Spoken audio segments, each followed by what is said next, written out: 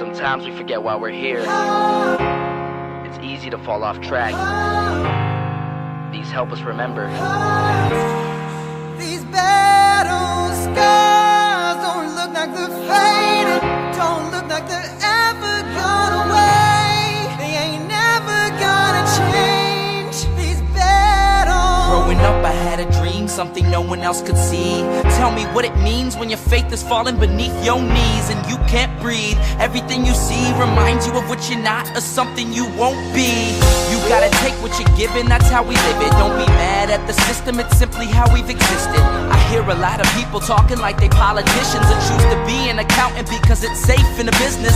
Not because they wanna do it, just because they heard it pays. And who the fuck wants to be poor knowing that's how we've been raised? Society is getting heavy, I can feel the weight. The pressure of success is like 100 million pounds of shame. And that's the reason I'm staying up late, trying to find a way to escape the stereotypes this day and age is making me feel like the only way I'll be happy is getting signed to a label and making money through rapping. I wanna share my emotion because this world is attacking the very principle of life that lets the people be happy. If you don't have a reason to breathe, why even live? These battle scars are rations of everything that it is. Don't look like they're fading, don't look like they're ever gone away. They ain't never gonna change. These battle scars don't look like they're fading, don't look like they're ever gone away. They ain't never gonna change. These battles. Now, if I had a voice that reached 100 million people, I'd tell them there's a reason that we're all created equal. Cause some decide to be great and some decide a sequel to an average person's life is simply what they want to be. So you make your decision, all I know is what I'm given. Won't define the life I lead or the way I dwell in existence. I've seen a greater image on the walls of where I'm living, and the words twisted and scripted remind me of something written. Faith is a gift that is given down to the people. If one believes it, one receives it. It's given if it is needed. Don't ever think you're trapped in a life that you never wanted. Your options are infinite, that's some mathematical logic. I'm not saying I'm a prophet, I'm speaking for what it's worth. These lyrics define my prayers and these battle scars on my church. Not saying I'm a prophet, I'm speaking for what it's worth. These lyrics define my prayers, these battle scars on my church. Don't look like they're fading, don't look like they're ever gone away. They ain't never gonna change. These battle scars don't look like they're fading, don't look like they're ever gone away. They ain't never gonna change. These battles.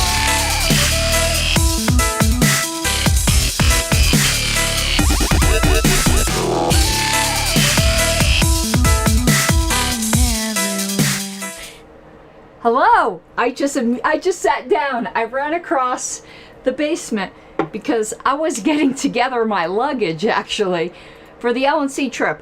I know it's in a month, but I pack ahead of time. Let me put up the chat widget here. Let me find it. Here we go. And oh my God, look how red I am. I've been doing a lot of hiking. If you've been watching my Facebook and Twitter feed, you know that. And boy, look how burnt up I am. My face, oh my God. Well, I guess it's good. I'm getting vitamin D. But we're going to get right into this. I have to.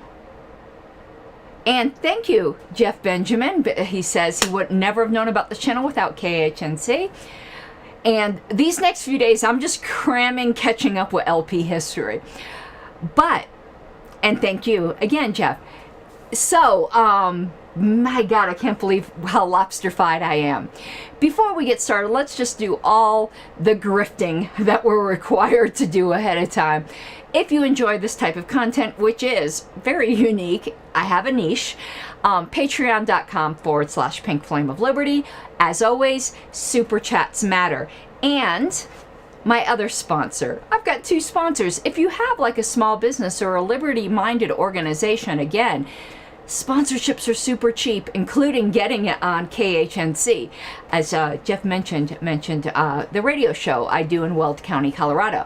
But I haven't mentioned this book in a while, which is A Tale of Two Brothers, or The Tale of Two Brothers, which is a children's book that teaches liberty principles, kind of like the Tuttle Twins, without being overtly political. Because like being overtly political with kids is gross, but teaching them that they own themselves and what an actual fulfilled life looks like is the best lesson you can give. So you can find this on Amazon. It's written by my friend of New Hampshire, Sean Dempsey, or you could go to tale2brothers. I believe it's .org. It might be .com. All right, everyone. And because, oh my goodness, I have to finish the first day of LP Convention Minutes tonight. I have to. Like, that's it. I only gave myself tonight to do it. And I'm almost done. I've only got 2 hours left in the day. Remember, I wasn't convention secretary, so I wasn't typing. I have to actually go back and listen to the audio. I do have Mr. Wilford's notes. So they're going to be out tonight. The first day was the roughest. The other days will not be nearly as hard. My God, my hair is just a mess. I need to get a haircut. Let me just put it behind my ears. But I was out in Larkspur, Colorado, hiking today, which was a lot of fun. I'm trying to keep the weight off that I lost when I had COVID. I lost about 18 pounds when I had COVID. I gained half of it back, but I haven't gained the rest of it back. And I'd like to keep that 10 pounds off. That would be nice. All right, we're going to get right to LP history tonight. I have a correction from yesterday. It's debatable who was the first chair of the party. I know I said yesterday categorically that Susan Nolan was the first chair of the party. She was the first elected chair of the party, so I consider it her the first chair.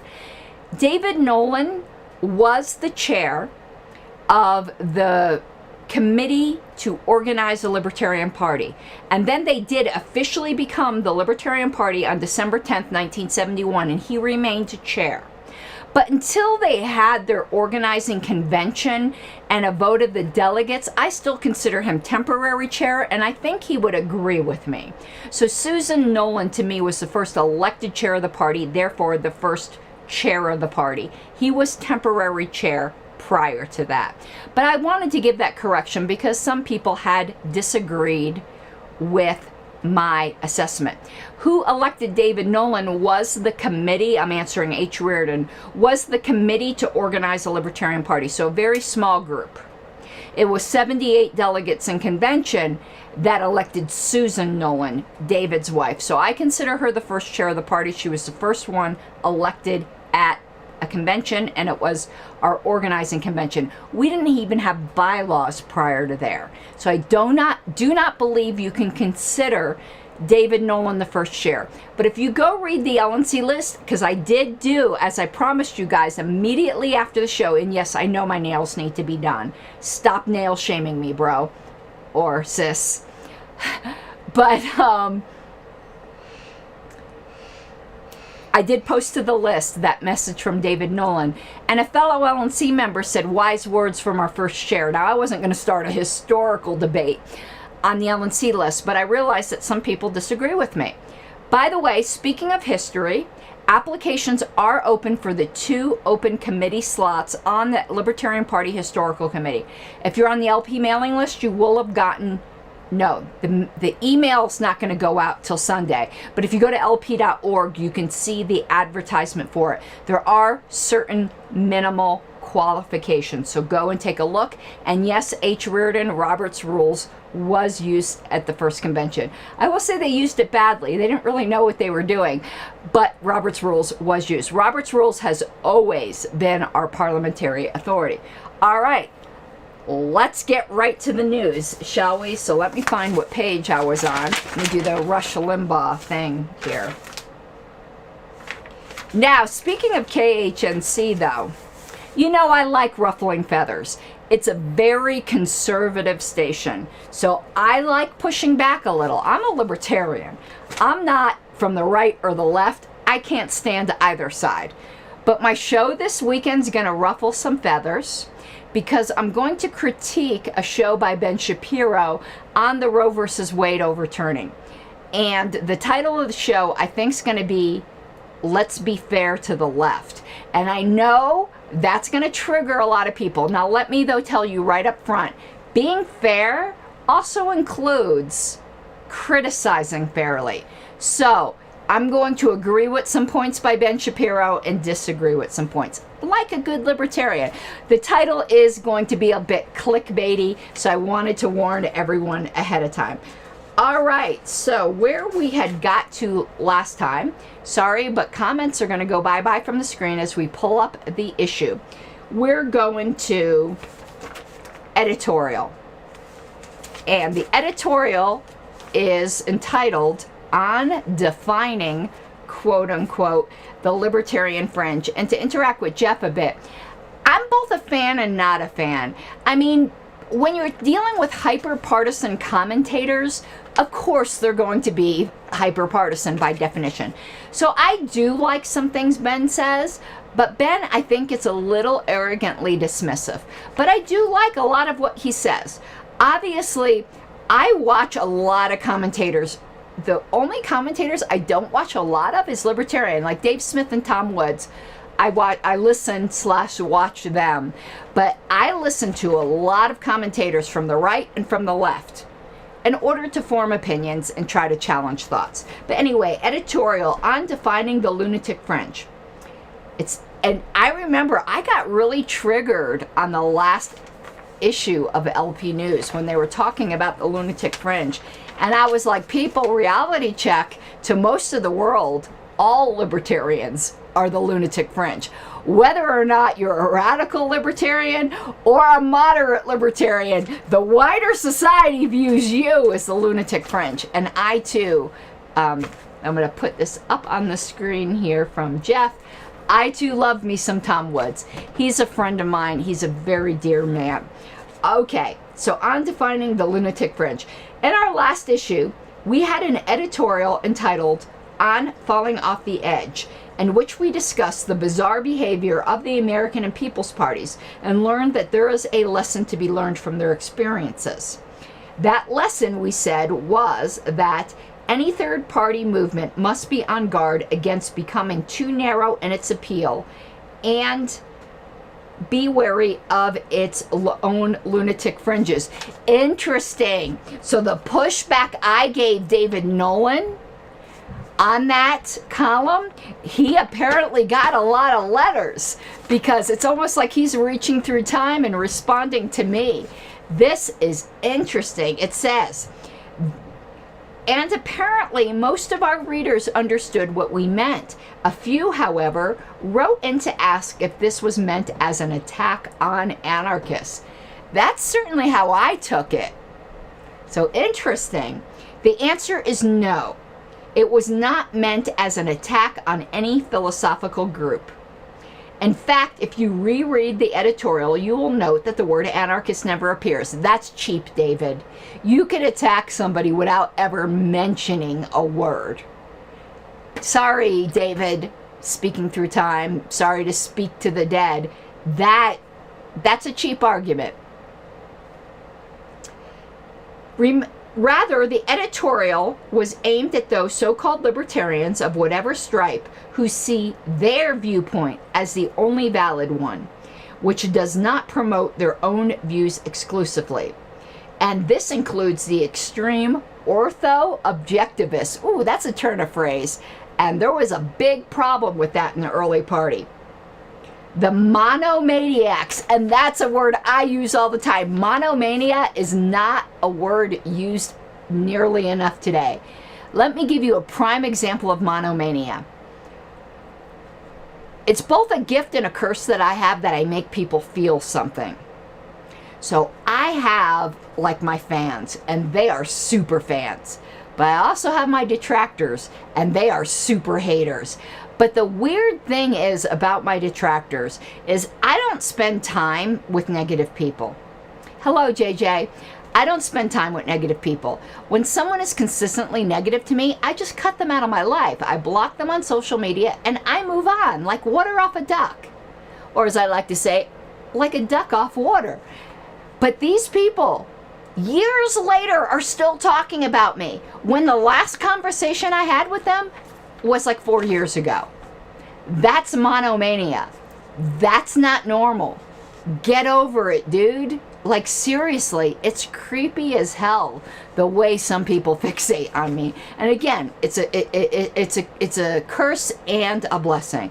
So I guess if I had to choose in life whether I'd be boring or whether I would provoke extreme reactions in people, both extreme loyalty and extreme hate, I would take the extremism. But anyway, monomania, what a great word.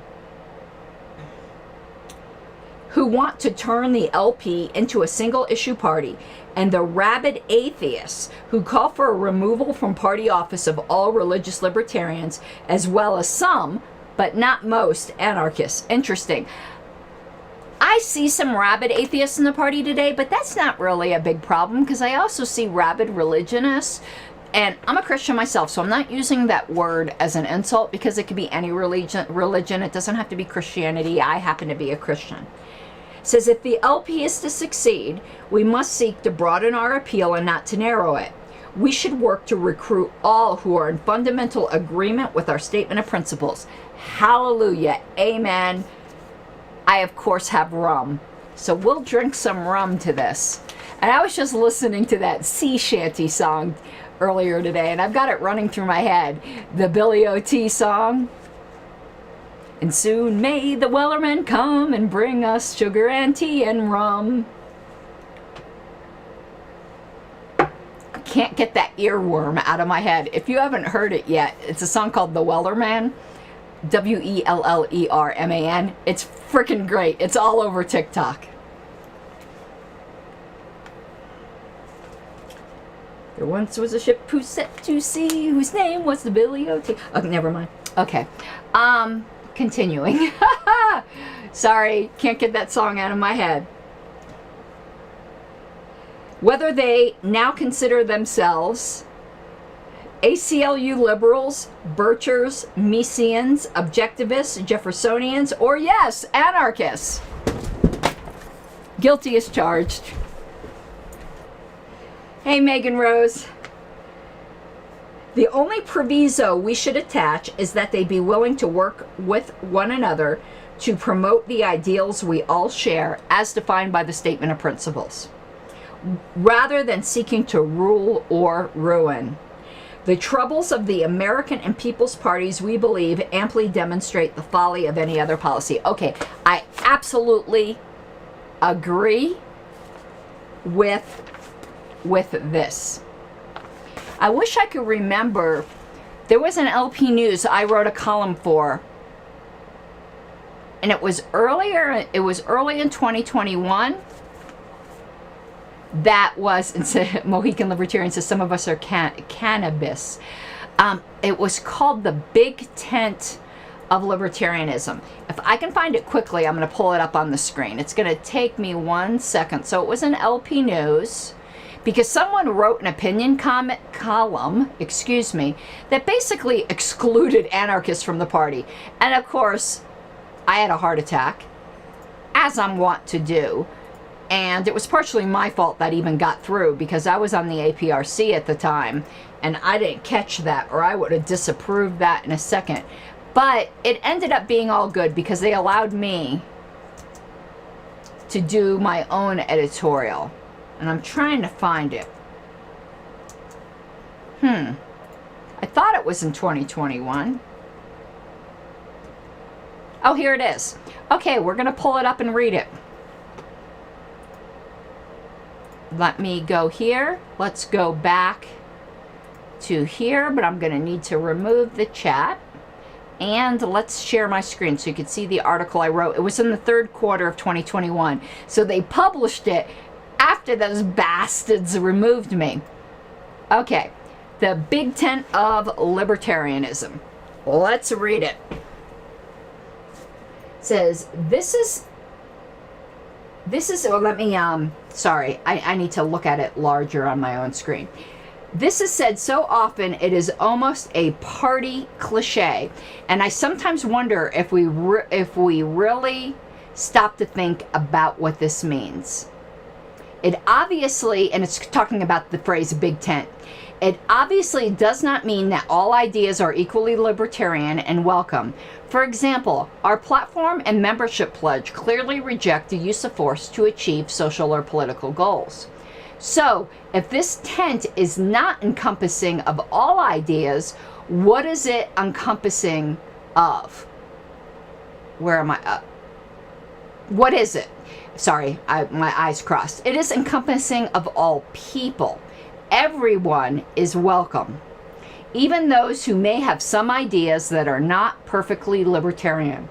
However, there is a sense in which this does apply to a swath of ideas, even if not all ideas. I read with consternation, that's a word not used enough, an opinion piece in the third quarter issue of LP News, in which it was stated that all libertarians believe there is a need and role for government, i.e., the state. This is simply not true. It is not true of all libertarians, and that is not the official position of the party, at least since 1974, which we're dealing with right now. What happened in 1974? Our statement of principles was fundamentally amended so that the official position of the party on the ultimate existence of government is agnosticism. Certainly members can and do have firm positions, but as far as the party is concerned, minarchism and anarchism are equally perfectly libertarian ideas, with the party deferring, taking a position until such time that is the last issue to be decided. We are far from that blessed day. Our statement of principles assigns no positive role for the government, but categorically states that any existing states must not violate individual rights. Members may debate this vigorously, but when we are representing the party position, we must be careful to be clear that the libertarian tent fully includes both minarchists and anarchists, and that is a great thing. Okay, let's go back. I'm very proud of that editorial, as a matter of fact. Probably going to frame that and stick that on my wall. Okay, so let's go back to LP News. That kind of dealt with that editorial by David Nolan. So I'm glad I'm in the spirit of the party founder. Okay. All right, LP groups active in national protests. Remember, we already covered the bottom there, the personal note. We did that last episode. So it says, Libertarian Party's members, around the country joined forces with members of SIL, which is the Society for Individual Liberty, and the Liberty Amendment Committee on the weekend of April 13th to stage a nationwide series of protests against taxation. Altogether, oh my God, I want to do the airplane joke. Altogether, National Tax Protest Day 1974 was the largest one-day project ever undertaken by the libertarian movement. We don't do that enough today. We really don't.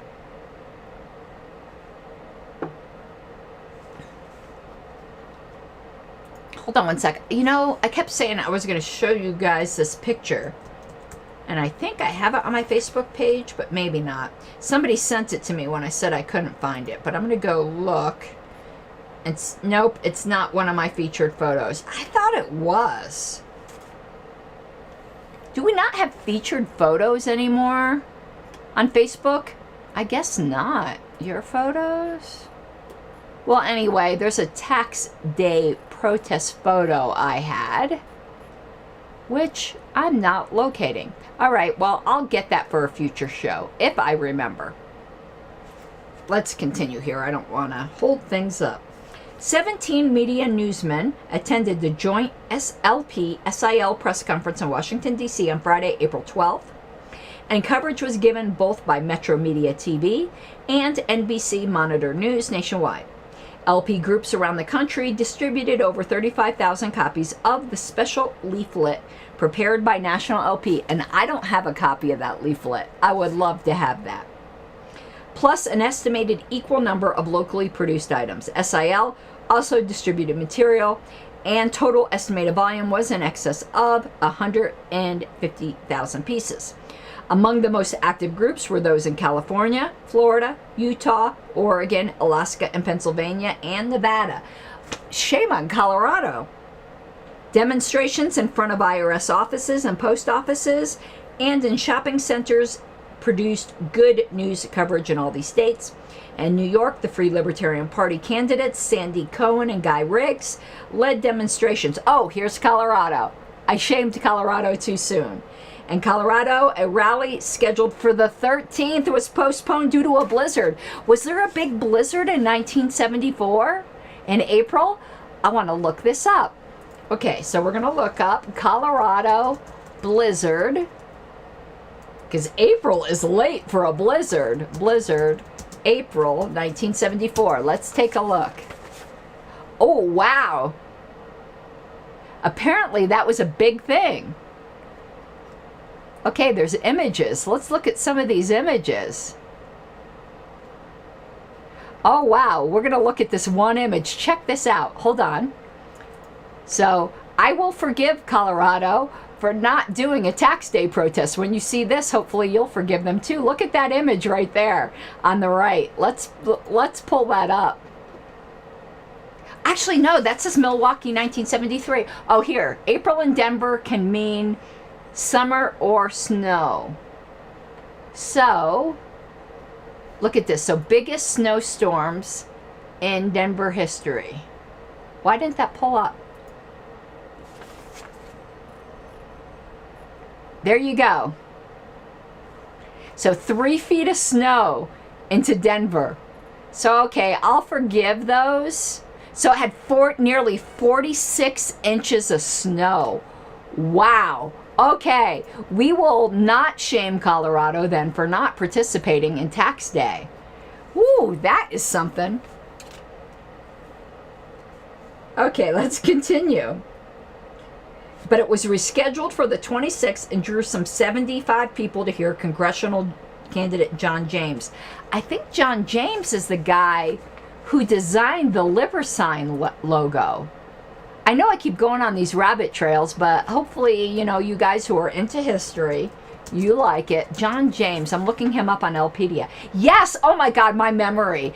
I am proud of myself. Check this out, because I said that strictly from memory. John James was the graphic artist who designed the LiberSign logo. Okay, give it up to me that I remembered that.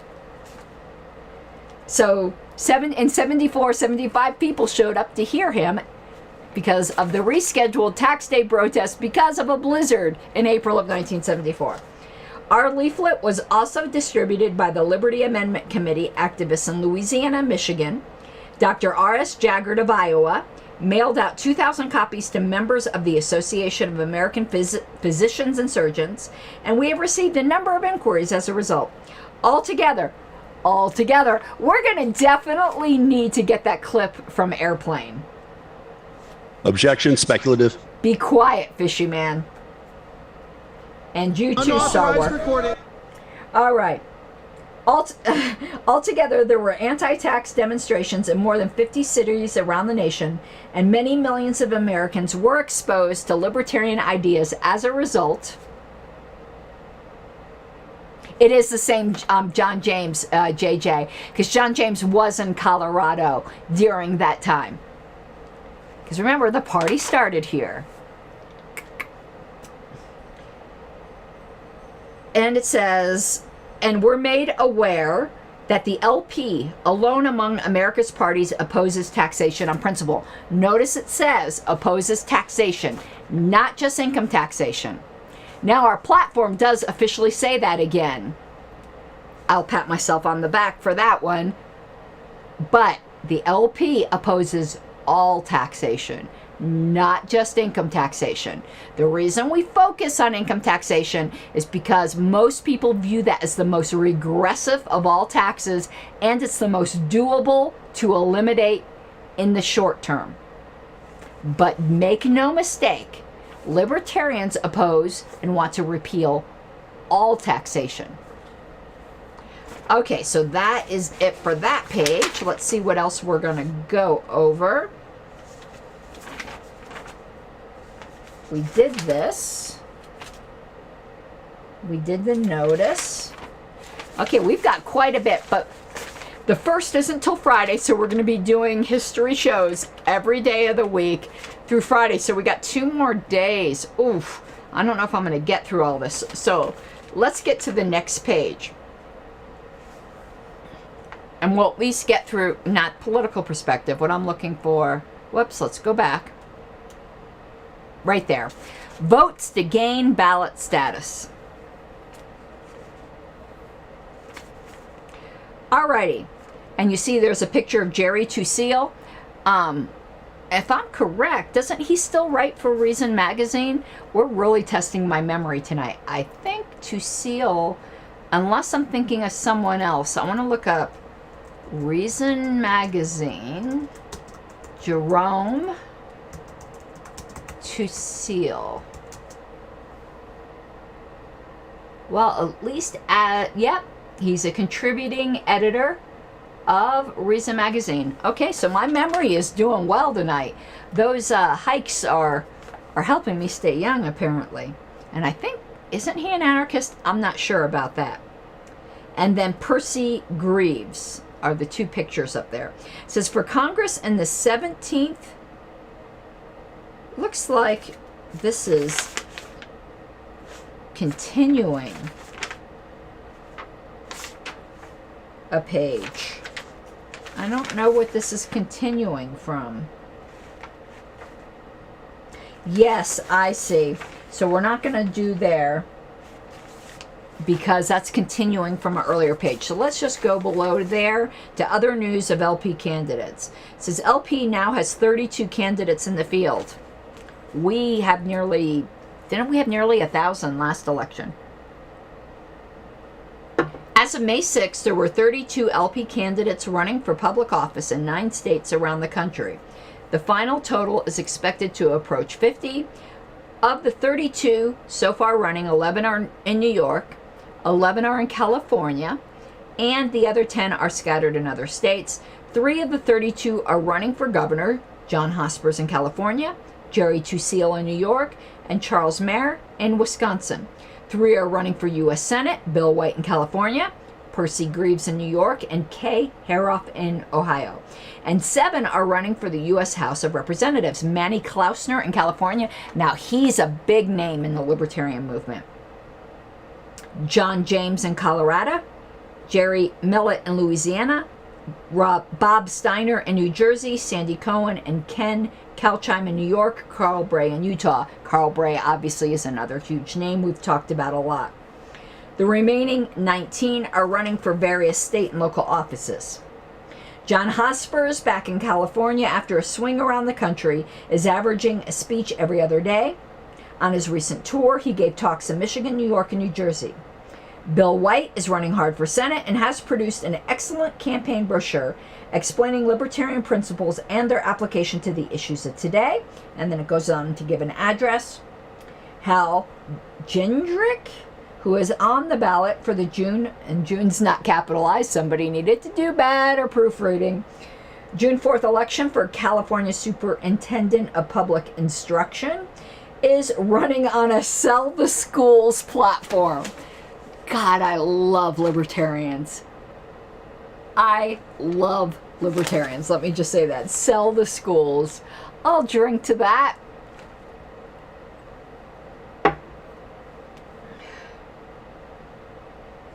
Says this is an important one as early favorable publicity will help all of our other candidates. Lloyd Taylor, the California LP's candidate for state treasurer, has announced that if elected, he will refuse to collect taxes. God, I love libertarians. Refuse to spend money and refuse to sign payroll checks for 95% of the state employees.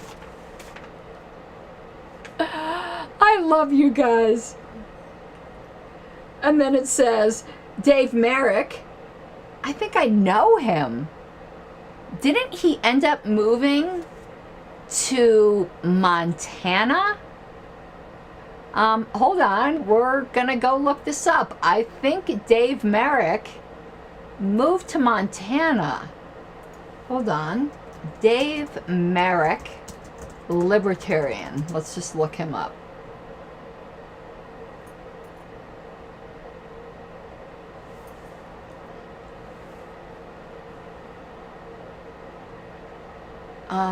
Where is Corvallis?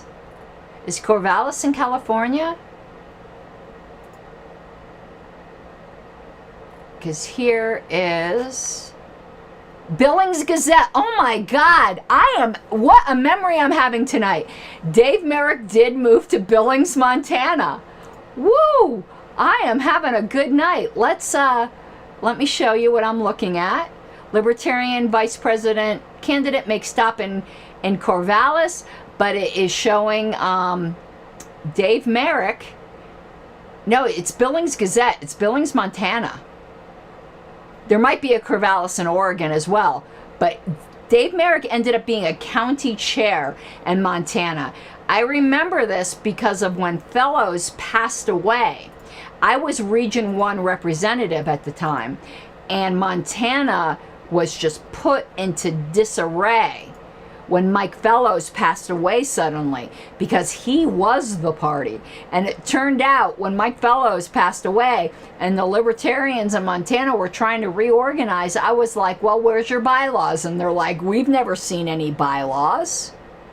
And I'm like, well, when was your last convention? They're like, we haven't had a convention in 20 years. Mike Fellows was a hero, but when he passed away, when the whole party depends upon one person, it can cause a lot of problems. And I was Region 1 at the time, and I was so worried that Montana was just going to fall apart and we were going to have to reaffiliate Montana. But yeah, Dave Merrick was chair of a county there, and he wouldn't use the internet. That was part of the problem with making sure Montana was all on the same page. All right. In Utah, Carl Bray polled 10% in a survey of voters asking for their choice for the GOP nomination. And I wonder why he was running on GOP, because Utah was the first state to gain ballot access. They might not have had ballot access yet. Carl has... Okay, I should have just read the next sentence. Carl has dropped out of the GOP race now that the LP is ballot qualified in Utah and will be running on the LP label.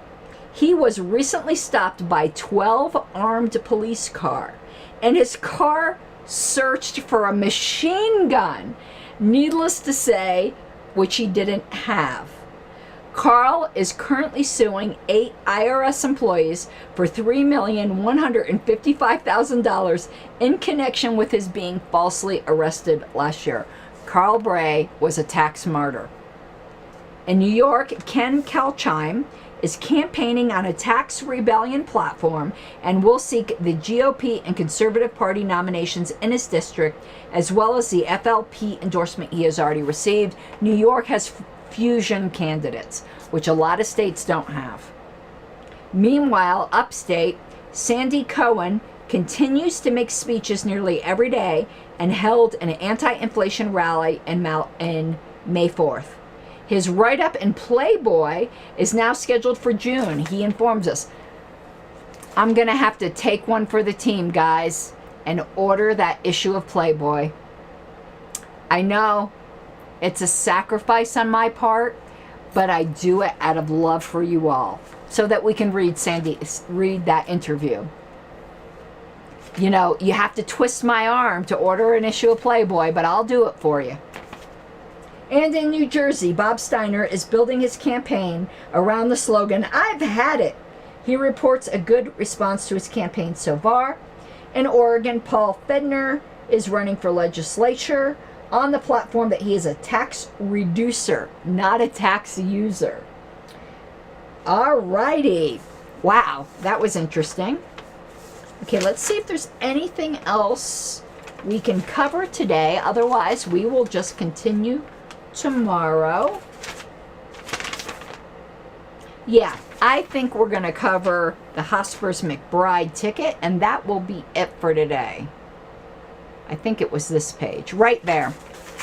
Hospers McBride, early favorites for 76 nomination. Hospers obviously didn't get the 76 nomination. We know now that McBride and Berglund did, but let's read the predictions, the crystal ball, the prognostications in 1974. If the LP's 1976 presidential nominee were being chosen in Dallas this June, the leading contenders would be the man who carried our banner in 72 and the man who gave him an electoral vote. At least that's what's indicated by the informal straw poll we took in last month's issue. 65 LP members, or about 2% of our total state and national membership, sent in ballots giving their first 3 preferences for 76. A total of 40 different individuals were named, but only 4 were named by more than 10% of the poll participants. In first place was Dr. John Hospers, our 1972 nominee, who was named by 33 respondents, or 51% of those answering. Running close behind was Roger McBride, named by 29 respondents, or 45% of those participating. Running a distant third was Murray Rothbard, mentioned by 22 respondents, or 34%, followed by Tony Nathan, our 1972 VP candidate, who was named by 15 respondents, or 23%. From there to 5th place was a long drop. The number 5 choice was Congressman Steve Sims of Idaho, mentioned by 5 participants, or 8%. Ed Clark and Tony Sutton followed with 4 mentions apiece, 6%. Ed Crane, Milton Friedman, Congressman H.R. Gross, Jerry Tusil, and Fran Youngstein each garnered 3 votes. Of this group, all but Tusil are either too young to run or unlikely to accept their nomination. It must be borne in mind that there is still at least a year, and possibly 2, until the nominating convention, and a lot can happen between now and then. A strong showing by one of our senatorial or congressional candidates this fall, for instance, could catapult a new contender into the front ranks. Nonetheless, at this stage, the 4 front runners named above would seem to have a definite edge unless someone mounts a determined challenge them for this nomination. All right, that's going to be it for this episode. I'm feeling so neglected, though. 2 shows in a row with no super chats. You guys don't love me. How am I going to afford rum? Okay, what we're going to cover, so we got 2 more days to finish this issue of LP News. So, what we're going to cover tomorrow, let's plan this out. Let's go back to the beginning and let's see what we haven't covered. Okay, we did that, we did that, we did that. Okay, tomorrow we're going to cover the article that starts New York Party seeks 50,000.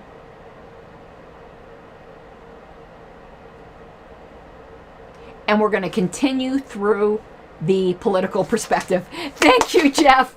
You broke my losing streak for a super chat. I so appreciate it. I really appreciate any amount. But that did break my losing streak. You made me very happy. So tomorrow we'll do that 50,000 column and political perspective. And then all we'll have left to do on Thursday is bits and pieces. And then, whoops, I dropped my pages. That will... Yeah, Hospers was a huge objectivist, H. Reardon. Let's go back to this main. I like to see if there's any follow-up comments before I take off and finish minutes tonight. Yeah, so we'll have chat back up. Unfortunately, it doesn't load the old comments, which I wish it did. My God, I've got like a pinched nerve at my back, and these hikes both hurt and help. Wayne's gonna have to give me a... Wayne, give me a massage. Okay, sorry. I'm getting old, and I need to finish my rum. But we're gonna give it a few minutes, see if there's any additional comments or interaction. Yes, Hospers was at one point in his life an objectivist. He might have even remained so. In the early party in the 70s, there was a big intersection with objectivism. D. Frank Robinson, another party founder, remained an objectivist for a while. Excuse me, I drank that rum too fast. After he joined the LP. And then he became just a libertarian minarchist. and then he became an anarchist. Kind of the typical arc, right? Let me drink this. This is that vanilla cherry rum from Captain Morgan. Soon may the Wellerman come and bring us sugar and tea and rum. Oh, God, I love that song. Anyway, yeah, I'm just giving it a few minutes. This Sunday, and I'm just going to chat for a while I'm giving you guys a chance to respond, because I know the YouTube chat is like 40 seconds behind. Sunday is an LNC meeting. I do encourage everyone to come. The notice of the meeting has been posted on lp.org. And I wanted to show you guys something, by the way. If you want to know how to follow LP business. So let me just show you this, and then we will get going. We're not going to play the video. I just want to show you the title so you can find it if you want to view it. 1 second. It's on the official Libertarian Party channel. And even if you at least go and like it, because some haters have disliked it. Okay, let's go back here. 1 second. Where is it? Okay, well, here we go. So let me pull up, and we're not gonna hide the chat. You can see enough of it here. Okay, if you go to the Libertarian Party official channel on YouTube, it's the one with the blue logo. There's also one with a green logo that we lost the password to. But here, how to follow the LNC business list transparency tutorial. You can kind of see what the thumbnail looks like. I posted this yesterday. Please go check it out. You can figure out, you can learn, not figure out, you can learn how to follow the LNC business list. And please give that video a like. I would really, really appreciate it. Go do it now. I'll wait. And let me go back to my thing here. I'll finish my rum and I'll wait while you go like that video. And I noticed I'm barefaced today with no makeup on. The eyelash glue I used, I had an allergic reaction or something in my eyes. They got all swollen up, so I can't wear makeup for a little while. And some Squatch says, your most important advice in that video is to scroll the bottom of the LP site. Yeah, all the great links are at the bottom of the LP site. I know, it's crazy. But you will find nearly everything you need at the bottom. Okay, everyone, and now I know some Squatch did watch it, because that's something I said in the video. All right, everyone, I'm going to get going. I'm going to finish day 1 draft of the convention minutes. Those will be posted to the LNC list tonight, and I'll see you all tomorrow. All right, you know I love you. Bye-bye.